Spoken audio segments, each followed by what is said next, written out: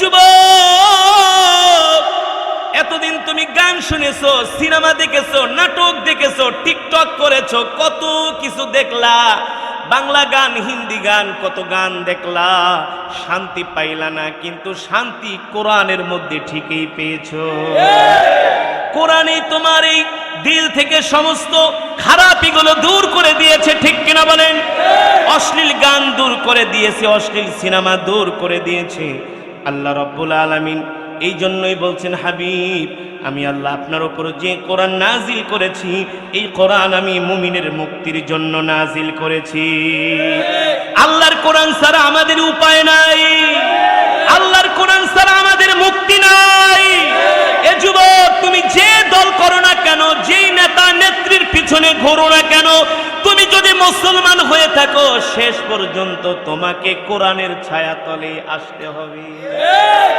এই কোরআন হাসরের ময়দানে কারো জন্য হবে হাসির কারণ, আবার কারো জন্য হবে কান্নার কারণ, ঠিক না? এই কোরআন কারো জন্য হাসরের ময়দানে আল্লাহর আদালতে মামলা দায়ের করবে, আবার কারো জন্য আল্লাহর কোরআন হাসরের ময়দানে মুক্তি চাইবে, ঠিক কিনা বলেন? যদি যুবক তুমি কোরআনের ছায়াতলে থাকতে পারো, কোরআন অনুযায়ী চলতে পারো, তোমার কোনো চিন্তা নাই, তোমার কোনো ভয় নাই, তোমার কোনো টেনশন নাই। আমি বলি না, আমার নবীর হাদিস, ইদা উদিআল মাইয়িতু ফি কবরিহি জাআল কুরআনু ইনদা রাসিহি। যারা দুনিয়ার জমিনে আল্লাহর কোরআনকে মহব্বত করবে, আল্লাহর কোরআনকে ভালোবাসবে, এই কোরআন তাদেরকে হাসরের ময়দানে পাহারা দিয়ে দিয়ে আল্লাহর জান্নাতে পৌঁছে দিবে। আর জোরে বলেন সুবহানাল্লাহ। এই কোরআনের জন্য সাইয়েদনা আবু বকর কাফেরদের মার খেয়েছেন, ঠিক না?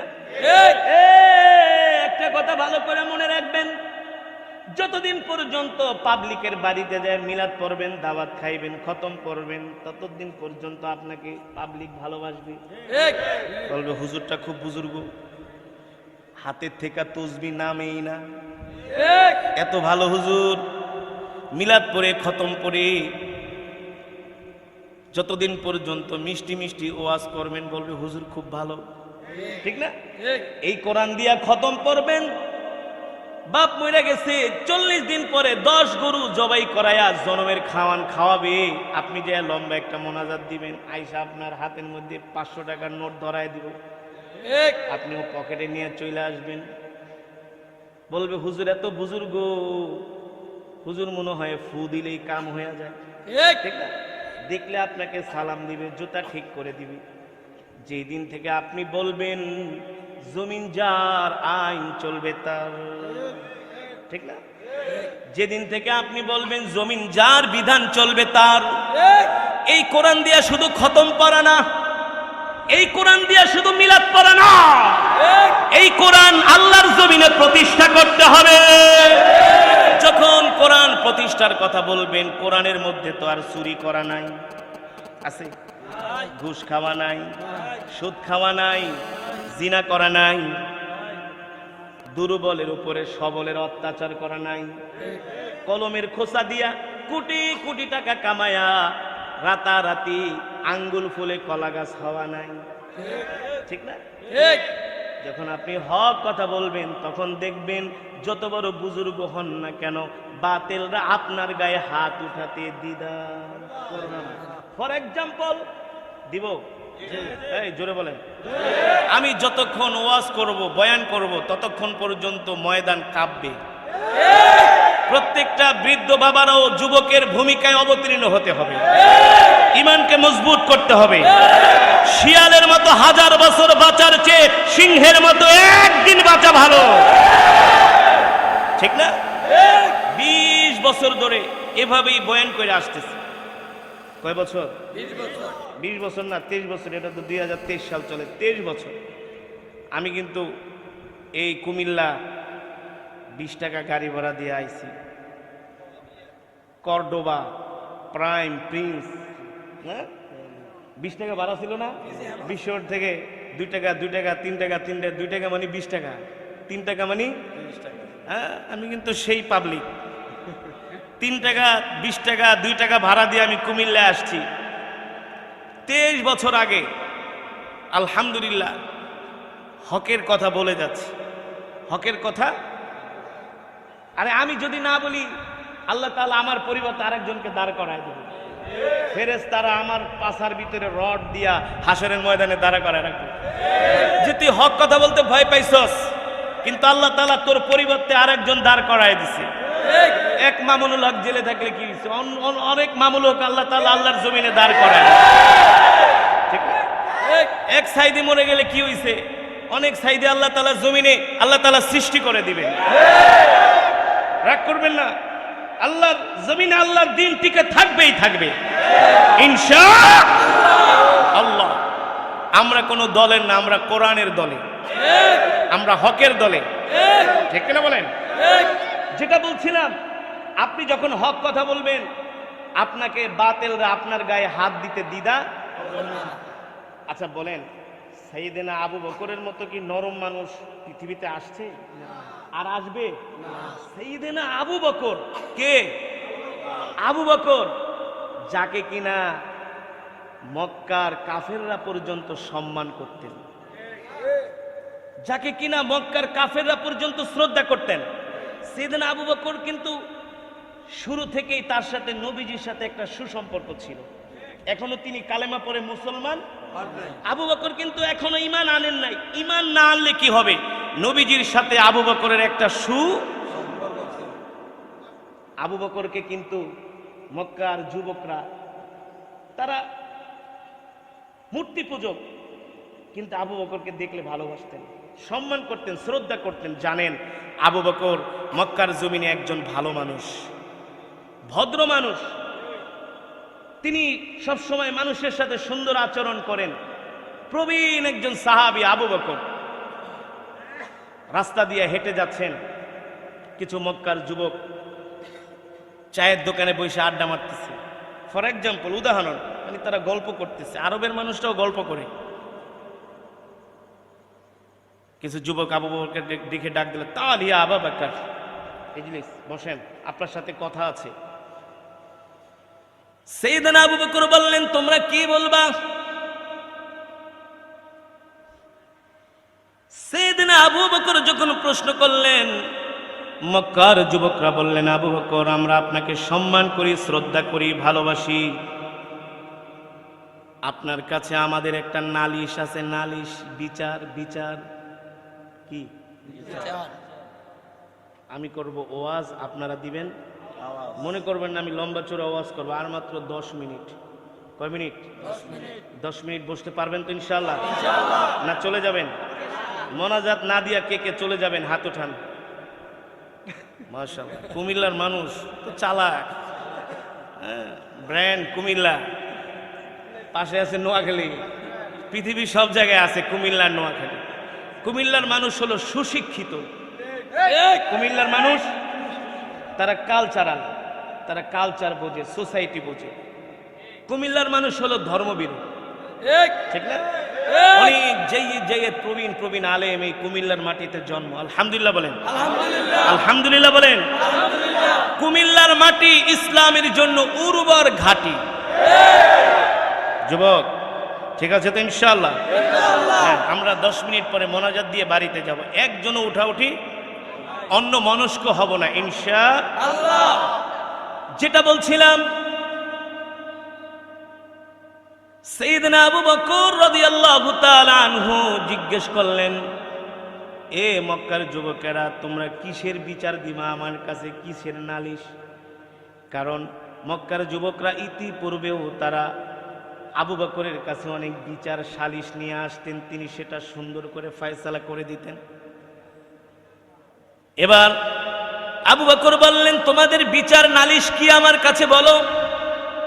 বলল আবু বকর, আমরা আপনাকে সম্মান করি, শ্রদ্ধা করি, ভালোবাসি, কিন্তু আমরা বাধ্য হয়ে এমন একজন ব্যক্তির নামে আপনার কাছে বিচার দিব, শুনলে আপনার কাছে খারাপ লাগতে পারে। সাইয়েদনা আবু বকর তো ছিলেন জ্ঞানী, বুদ্ধিমান, আকলমান, ইশারা কাফি হে। যারা বুদ্ধিমান, জ্ঞানী, তাদেরকে চর মারা লাগে না, ঠিক না? তারা কথাই বোঝা যায়। সাইয়েদনা আবু বকর বললেন বলো বলো কি তোমাদের নালিশ, কার নামে তোমরা আমার কাছে বিচার দিবা? বলে আবু বকর, ওই যে আপনি যার সাথে চলেন। যার সাথে চলেন মানে কি বেটা, সুন্দর করে কথা কও। তিনি হলেন রহমাতুল লিল আলামিন। জোরে বলেন আল্লাহু আকবার। একটু আগে আমি তেলাওয়াত করেছি একটা আয়াত, আমি বারবার পড়েছি, ইয়া আইয়ুহান নাবিয়্যু ইন্না আরসালনাকা শাহিদা ওয়া মুবাশশিরাও ওয়া নাযীরা ওয়া দাঈয়ান ইলাল্লাহি বিইذনিহি ওয়া সিরাজাম মুনীরা। এই আয়াতগুলো যখন আমি পড়ি তখন আমার কলিজাটা নবীজির ভালোবাসায় ছিঁড়ে যায়। আল্লাহ তাআলা বলে, হাবিব আমি আপনাকে দুনিয়াতে পাঠাইছি আমার দ্বীনের দাওয়াত দেওয়ার জন্য, হকের দাওয়াত দেওয়ার জন্য।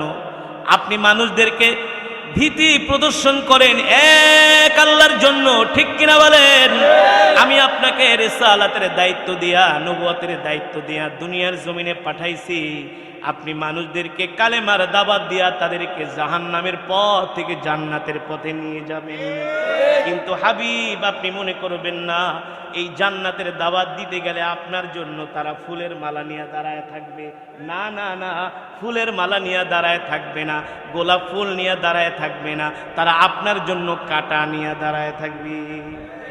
এই যে একটু আগে হাবিবুল্লাহ মিসবা বললেন এখানে একটা মাদ্রাসা করা হয়েছে, আমি এলাকার যারা বিরোধিতা করেন তাদের হাতে ধরে বলি, পায়ে ধরে বলি, স্টেজে আসেন আপনার পায়ে আমি ধরে বলবো, হাতে আমি ধরে বলবো, যেই জমিনের মধ্যে মাদ্রাসা প্রতিষ্ঠা হয় সেই জমিনের মধ্যে আল্লাহর রহমত বরকত নাজিল হয়। এখানে মাদ্রাসা প্রতিষ্ঠা করা হয়েছে, এখানে তো আর গান বাজনা হয় না, কথা বল, এখানে তো আর ফুটবল ক্রিকেট খেলা হয় না, এখানে তো আর ডেক্সেট বাজায় গান বাজানো হয় না। তাহলে আপনি কেন বিরোধিতা করবেন?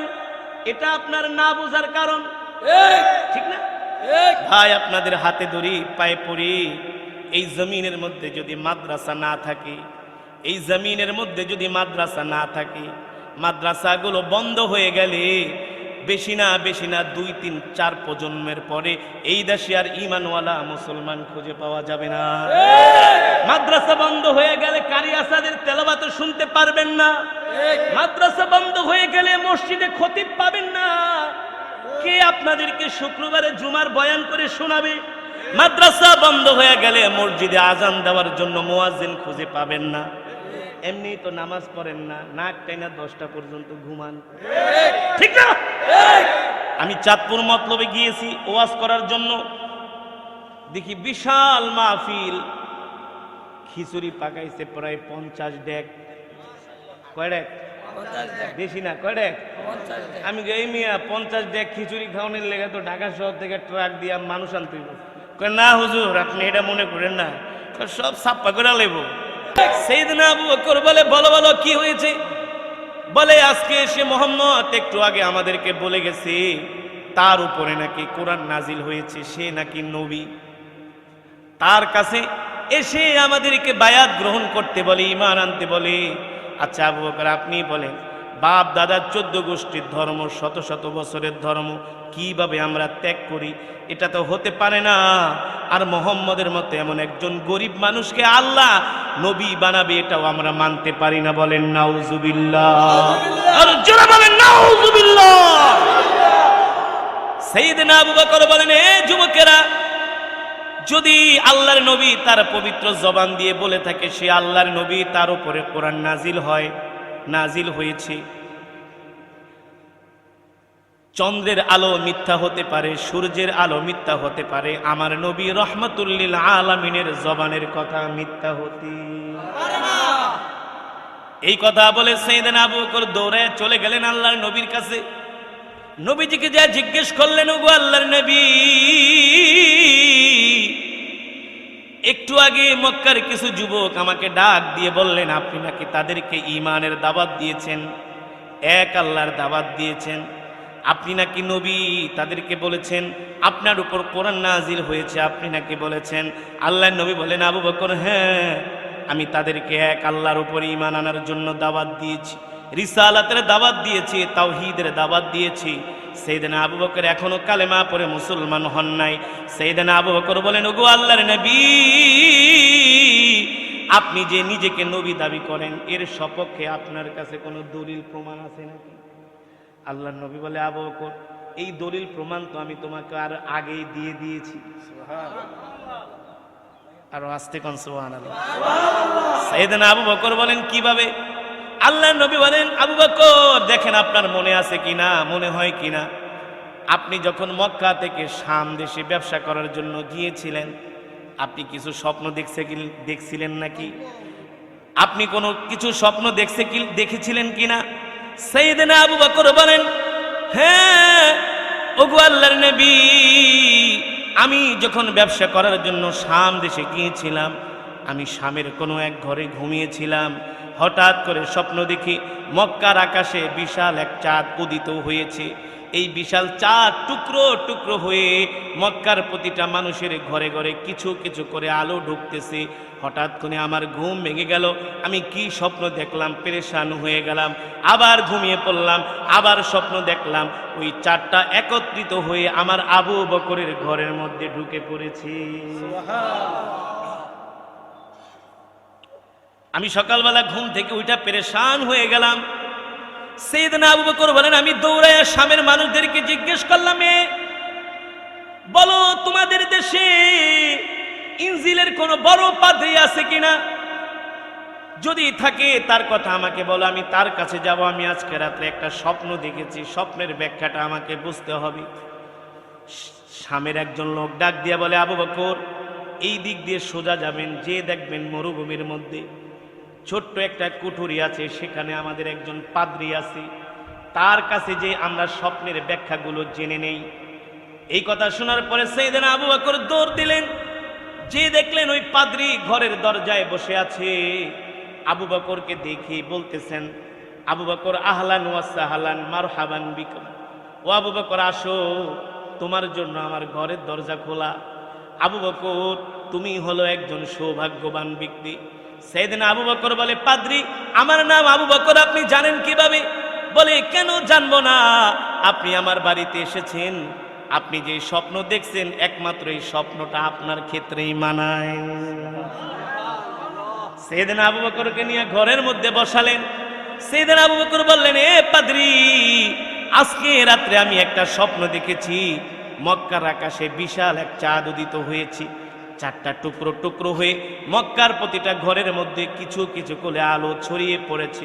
হঠাৎ করে আমার ঘুম ভেঙে গেল, আমি পেরেশান হয়ে গেলাম।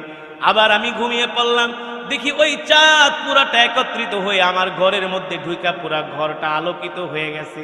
পাদ্রী বললেন, আবু বকর শোনেন, এই মক্কার জমিনে একজন নবীর আবির্ভাব হবে, তার নাম হলো মুহাম্মদ ইবনে আব্দুল্লাহ। আল্লাহু আকবার! তার নাম মুহাম্মদ ইবনে আব্দুল্লাহ। মক্কার মানুষ কিছু কিছু করে দ্বীনের দাওয়াত গ্রহণ করবে, কিন্তু আপনি আবু বকর হবেন তার সবচেয়ে বড় কাছের সহযোগী। সাইয়েদনা আবু বকর বসা থেকে দাঁড়ায় গেলেন। ওগো আল্লাহর নবী, হ্যাঁ, সেই শামের পাদ্রী বলেছিলেন আপনি আল্লাহর নবী, কোনো সন্দেহ নাই। ওগো নবীজি, আপনি এখনই আমাকে কালেমা পড়ে মুসলমান বানায় দেন। আল্লাহু আকবার! জোরে বলেন আল্লাহু আকবার! সাইয়েদনা আবু বকর কালেমা পড়ে মুসলমান হয়ে গেলেন। এবার আবু বকর বলেন, ওগো আল্লাহর নবী, চলেন, আপনিও আমার সাথে চলেন। এই যে যুবকরা আপনার নামে আমার কাছে মিথ্যা তথ্য দিয়েছে, মিথ্যা কথা বলে আপনাকে অপমান করার চেষ্টা করেছে, তাদের সামনে যে সমুচিত জবাব দিব, আমি তাদের মুখের উপরে দ্ব্যর্থহীন কণ্ঠে বলে দিব, আমার নবী রাহমাতুল লিল আলামিন। ঠিক কিনা বলে? আমার নবী রাহমাতুল লিল আলামিন, আল্লাহ নবী রাহমাতুল লিল আলামিন কে নিয়ে গেলেন ওই মক্কার যুবকদের কাছে, ডাক দিলেন, আইয়ুহাস শাবাব, এদিকে আসো। তোমরা না নবীজির নামে আমার কাছে নালিশ করেছিলা, আমি দ্ব্যর্থহীন কণ্ঠে বলে দিচ্ছি, আমার নবী রাহমাতুল লিল আলামিন, কোনো সন্দেহ নাই। ঠিক কিনা বলে? এখনো সময় আছে, যুবকরা তোমরা কালেমা পড়ে মুসলমান হয়ে যাও। মক্কার যুবকরা বলে, আবু বকর, সম্মান করি, শ্রদ্ধা করি, সম্মান নিয়ে বাড়িতে ফিরা যান। আবু বকর বলে, তোমরা যদি আমার গায়ে আঘাত করো, ইসলামের জন্য, দ্বীনের জন্য যদি আমি তোমাদের আঘাত সহ্য করি, এতে করে আমার সম্মান নষ্ট হবে না। আমি আবু বকর বলে দিচ্ছি, আমার নবী সত্য নবী, আমার নবী মিথ্যা নবী না। আমার নবীকে যারা মিথ্যা নবী বলে তাদের জন্মের ঠিক নাই, ঠিক কিনা বলে?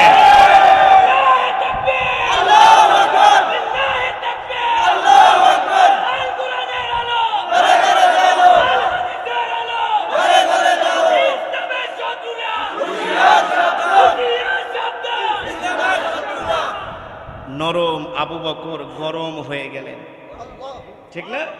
নরম আবু বকর গরম হয়ে গেলেন শুধু ইসলামের বিরোধিতা করার কারণে, আল্লাহর নবীকে অপমান করার কারণে, ঠিক কিনা বলেন?